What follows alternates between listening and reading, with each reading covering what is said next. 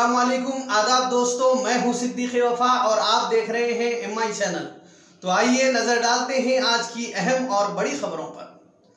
वजीर बराए road and building Vemula प्रशांत रेड्डी ने शहर के मेडिकल शॉप ओनर्स को आड़े हाथों लेते हुए कहा कि वो कोरोना मर्ज के मुताल्लिक अद्वियात को जखीरा करते हुए ज्यादा कीमतों में फरोख्त कर रहे हैं। अवामी शिकायतें महसूल होने पर इन्होंने सख्त बरहमी जाहिर करते हुए कहा कि अगर कोरोना मर्ज से मुताल्लिक किसी भी दवाई को ब्लैक मार्केटिंग की तस्दीक होती है तो मेडिकल लाइसेंस को मनसूख किया जाएगा। और कहा कि जिला निजामाबाद में सरकारी अस्पतालों में 450 सिंगल बेड्स और वेंटिलेटर बेडों की तादाद को 25 से बढ़ाकर अब 70 करने के लिए 68 लाख रुपये हुकूमत की जानिब से जारी किए गए हैं।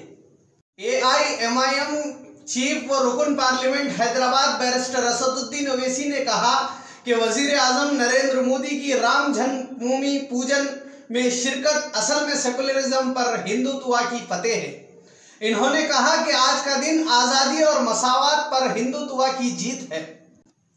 इन्होंने मजीद कहा कि भूमि पूजन में वजीर आजम ने शिरकत करके न सिर्फ एक मंदिर की बुनियाद रखी है बल्कि एक हिंदू राष्ट्र की भी बुनियाद रखी है। बैरिस्टर ओवैसी ने मोदी पर इल्जाम आयद किया कि वो आईन के बुनियादी ढांचे की खिलाफ वर्जी करते हुए हिंदुस्तान को एक मजहबी मुल्क बनाने की तरफ पहल की है। बल्दिया जायदाद टैक्स पर आए जुर्मानों में अब 90% तक तखफीफ से अवाम फायदा उठाएं। Senior corporator M A Kuddus का बयान। इस मौके पर डिवीजन 58 के कारपोरेटर ने कहा कि तेलंगाना की अवाम बिलखुसूस शहर निजामाबाद की अवाम इस स्कीम से मुस्तफिद हों।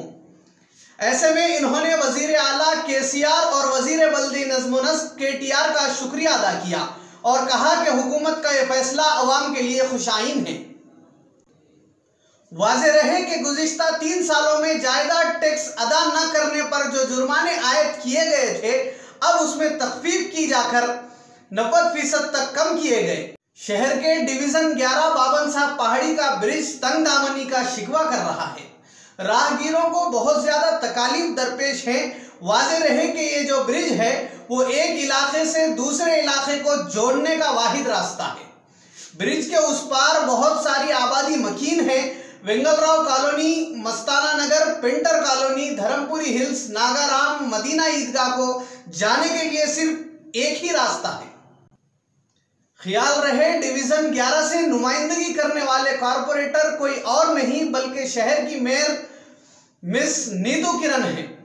मुकामी अवाम का कहना है इलेक्शन से कबल मेयर ने अवाम से वादा किया था कि इस ब्रिज की फौरी तामीरी कामों का आगाज करेंगे, ताहम ऐसा नहीं हुआ जिससे मुकामी अवाम में बरहमी पाई जाती है। इसके चलते welfare party of India Nizamabad के टाउन सदर रियाज खान पटेल ने भी डिवीजन 11 का दौरा करते हुए अरबाब मजाज से मुतालबा किया कि इस ब्रिज के तामीरी कामों का आगाज करे और कहा कि एक इलाके से दूसरे इलाके को जोड़ने वाला सिर्फ यही एक ब्रिज है जो कि निजाम सरकार के दौर में तामीर किया गया था। अब जबकि इसकी हालत निहायत ही खस्ता हो चुकी है, ट्रैफिक की वजह से आवाम को बहुत मुश्किलात हो रहे हैं, इन्होंने हुकाम से मुतालबा किया कि फौरी तौर पर इस ब्रिज की तामीरी कामों का आगाज करें ताकि अवाम को दरपेश मसाइल से राहत मिले। कहा कि बाबन साहब पहाड़ी पर जो दरगाह है यहाँ पर ज़ायरीन की आमदोरफ्त की वजह से भी शदीद मुश्किलात हो रही हैं। खुसूसन जुमा के दिन अकीदतमंद ज़ायरीन इस दरगाह को आते हैं जिसमें बुजुर्ग, खवातीन और बच्चे भी होते हैं। इस लिहाज से ज्यादा ट्रैफिक की बिना पर यह ब्रिज कभी भी गिर सकता है। कॉलोनी, ड्राइवर कॉलोनी, 300 क्वार्टर और ये दरगाह का बाबन साहब पहाड़ी दरगाह का भी उरूस हुआ तो ट्रैफिक फुल जाम हो जाती। यहाँ पर कोई अहदेदार आकर देखता नहीं और काम भी नहीं कराते।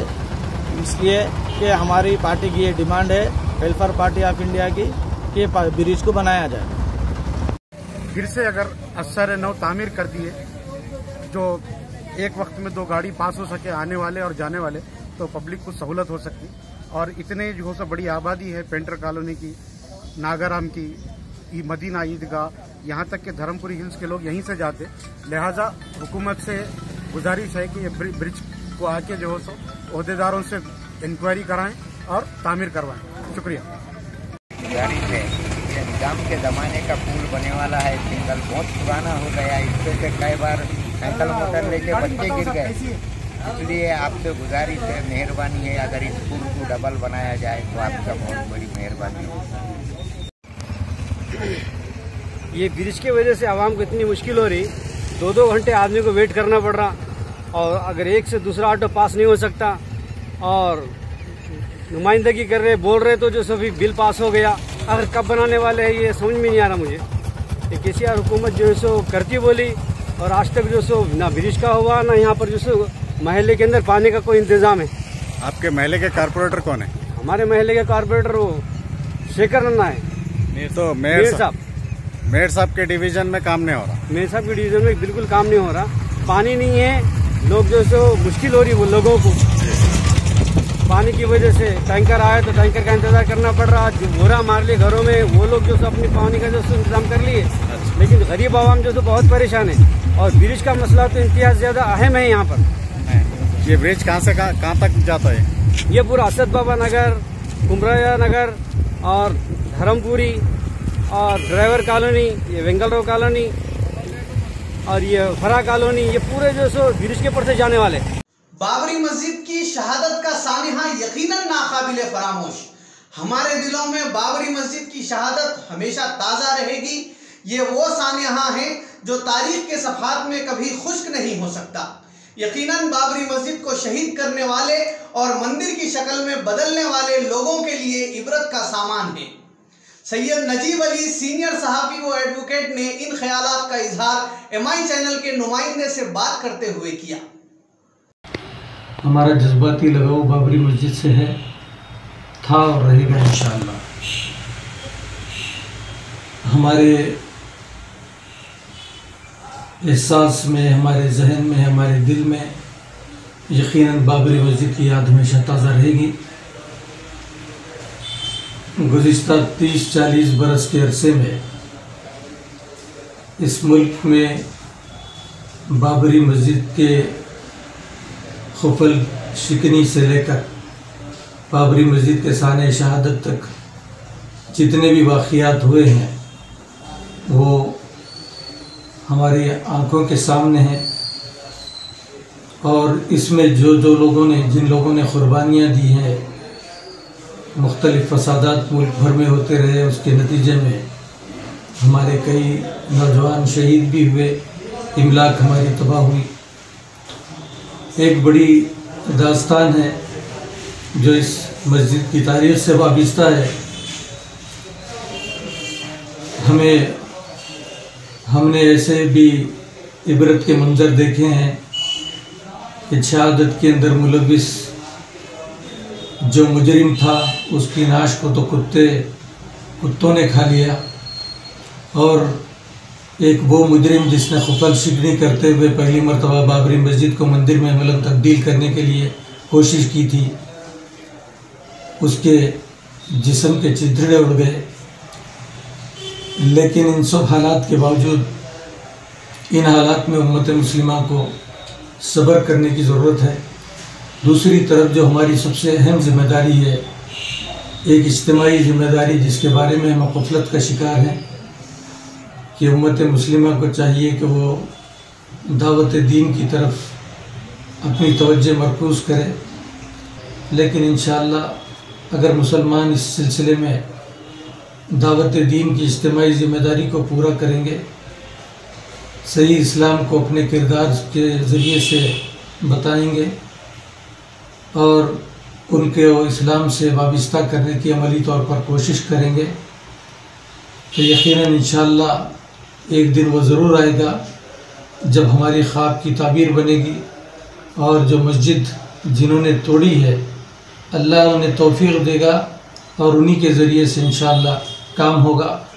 और पूरी दुनिया के अंदर अगर हम देखेंगे तो इस तरह के वाक़ियात, जैसे अल्लामा इक़बाल ने कहा कि पासबा मिल गए काबे को सनम खाने से, इंशाअल्लाह अगर हम दावत दीन का काम करेंगे, आने वाले दिन इंशाअल्लाह इस मुल्क के अंदर साजगार होंगे और अल्लाह उन्हें तौफीक देगा, उनके ज़रिए से काम लेगा। इकबाल ने कहा कि मीरे अरब को आई ठंडी हवा जहाँ से, मेरा वतन वही है, मेरा वतन वही है।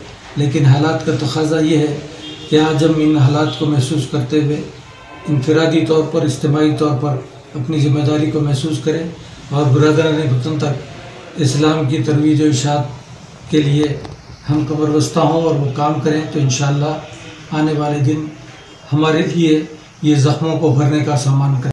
शहर निजामाबाद के कांग्रेस कायल मोहम्मद जिया अहमद ने बाबरी मस्जिद के सानहे पर अपने गम का इजहार किया। कहा कि यकीनन ये नाकाबिल फरामोश है।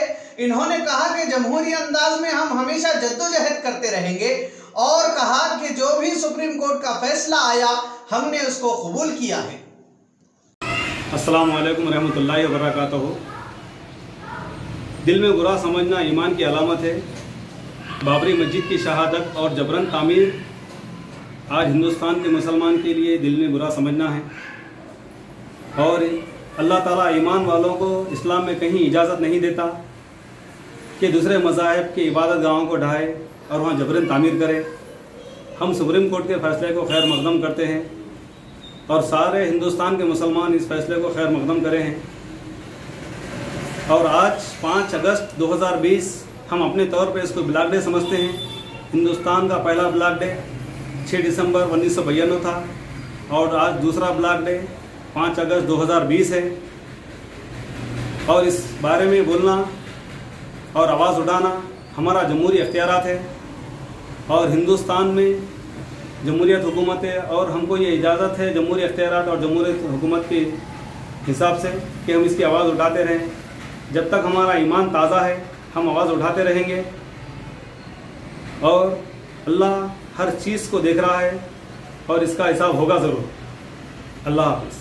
नाज़रीन, ये थी आज की अहम खबरें। मज़ीद खबरों के लिए हमारे चैनल को सब्सक्राइब करें और देखते रहिए MI चैनल। अब दीजिए इजाज़त। अस्सलाम वालेकुम।